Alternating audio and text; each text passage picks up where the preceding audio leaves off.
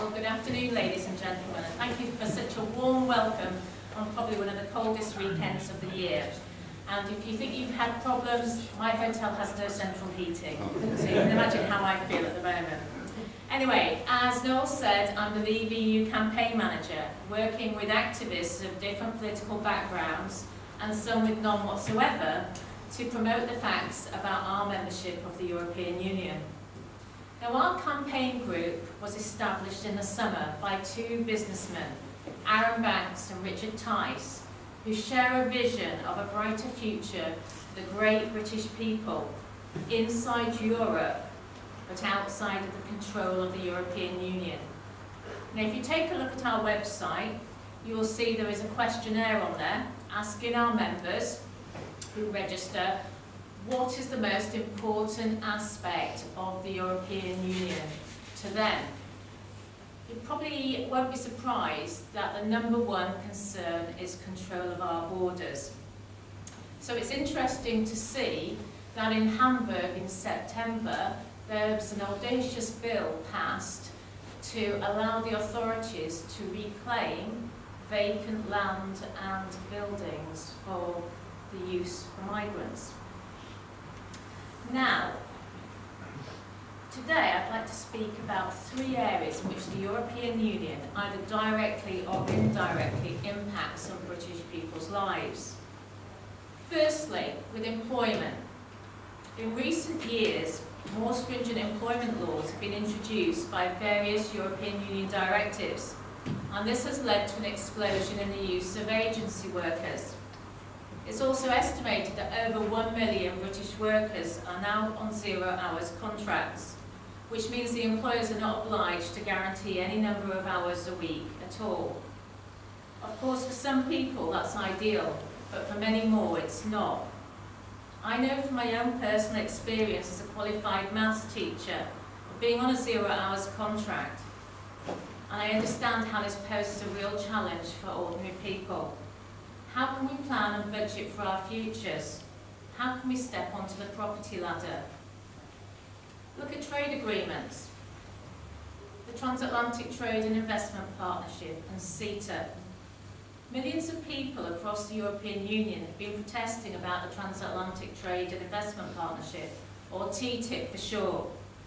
This is a proposed trade agreement between the EU and the US, supposedly to lower trade barriers. While some believe it's going to prove an economic boost for the economy, others see it as an undemocratic assault upon society by big business. Indeed, national politicians in Europe, including ours, have no automatic right to see the details. And how will TTIP affect us? Well, pharmaceutical companies will be able to extend their monopolies over drugs. This will mean a longer wait for affordable drugs on the NHS, costing money and patients' lives in the meantime. Poorer countries will not be able to afford some drugs at all. Now, another agreement, the Comprehensive Economic and Trade Agreement, or CETA for short, is on the verge of being ratified, having been negotiated between Canada and the EU since 2009. And this includes the investor-state dispute settlement, allowing corporations the powers to sue governments through special corporate courts if their national parliaments effectively don't play ball with them, limiting the profits the corporation intends to make. So they're basically suing for the difference in the profits, and that could bankrupt governments. Now, many US firms have Canadian subsidiaries, so CETA will allow US corporations to operate in the EU marketplace ahead of TTIP. Public services are particularly vulnerable. CETA will make it difficult for future governments to stop Canadian companies from delivering public services in the European Union. And where will this end? No doubt in tears. Like TTIP, CETA has been negotiated in secret with no scrutiny by the UK Parliament at all. One has to ask, the way things are going, what will be the ultimate role for our British Parliament? The Westminster buildings are crumbling away, no longer fit for purpose, just like our parliamentary system. Now, CETA will undoubtedly have a negative impact on our food industry. The permissive US legislation allows additives, pesticides, and even growth hormones in their food. Yet they're currently banned in Europe. But by signing these agreements, the US food industry can bypass the European Union safety regulations. And my third point today is about human rights.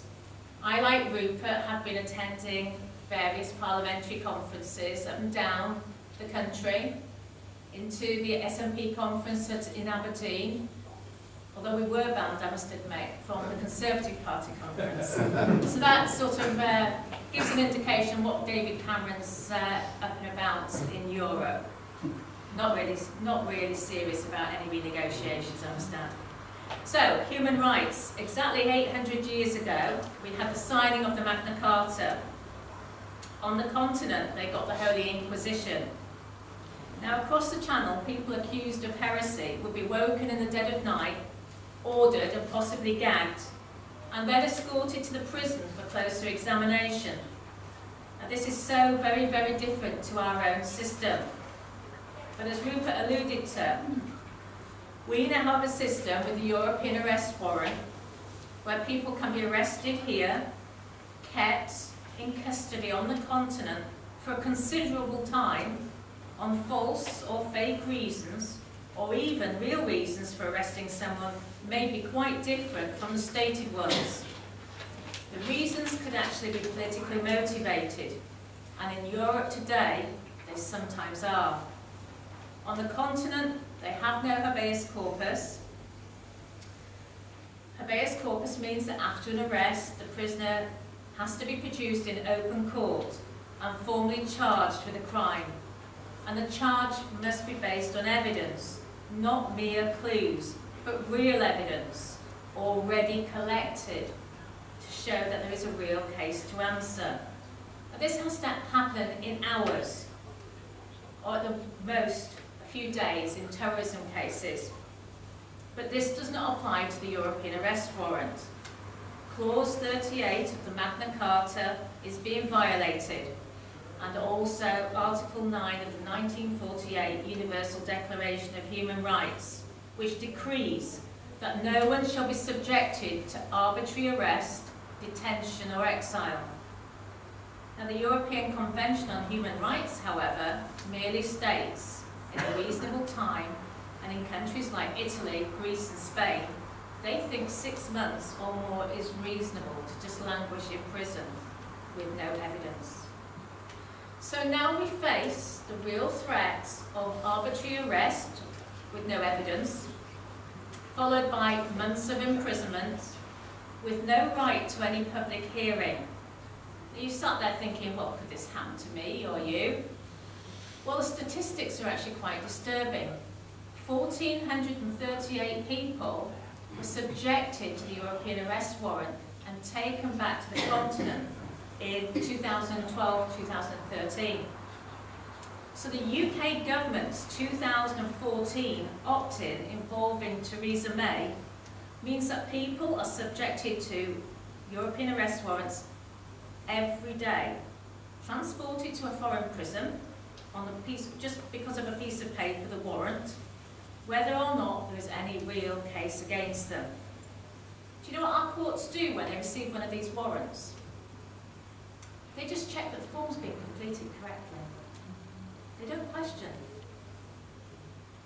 And incidentally, is this the same Theresa May who was involved in opting us back into this system, who has indicated a possible lead role in the ALP campaign?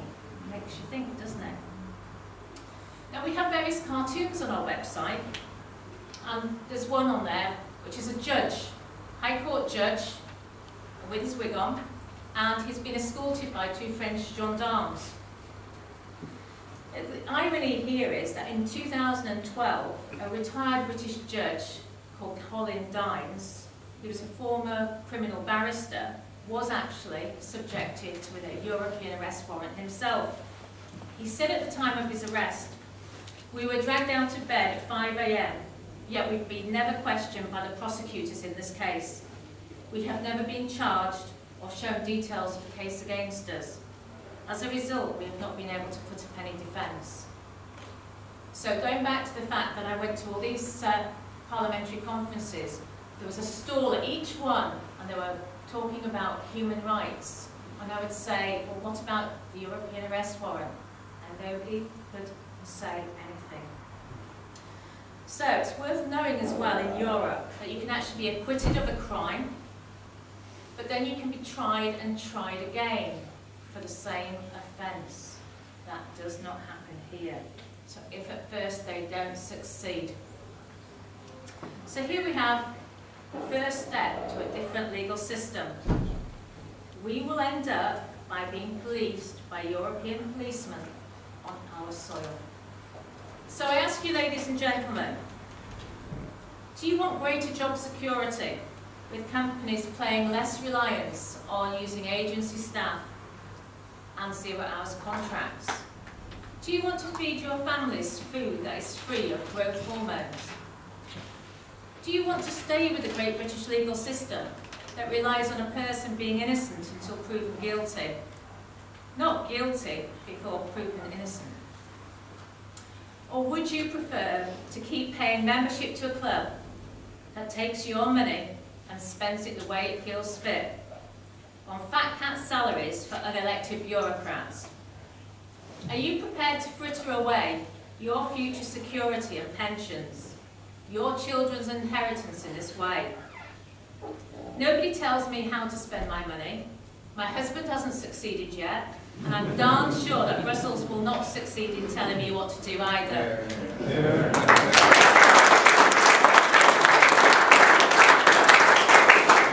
I'm from Yorkshire, you see, and I'll never give up this fight for freedom. So if we remain, we need to remember the EU is and always will be the supreme authority, whilst we're inextricably linked to the affairs of 27 other nations. The EU will always keep returning to us time and time again, asking for more money. And our country's borrowing keeps increasing to keep a pace of their demands. We need to save for a rainy day, not spend everything we have and more besides. So let's tear up our blank cheques for the EU. It's time to take back control of our finances. It's time to leave and cancel our membership. So I say to you, the people of Northern Ireland, we need to prepare for the referendum battle, and we need to start now. Leave.EU are looking for activists and group organisers in Northern Ireland to play a key role in our campaign. Together we will form an alliance to be reckoned with. We fight, we dare to end this hunger for justice. There is no victories without sacrifice. Our time has come. Let the river run. Let all the dreamers wake the nation. Come the New Jerusalem. Thank you.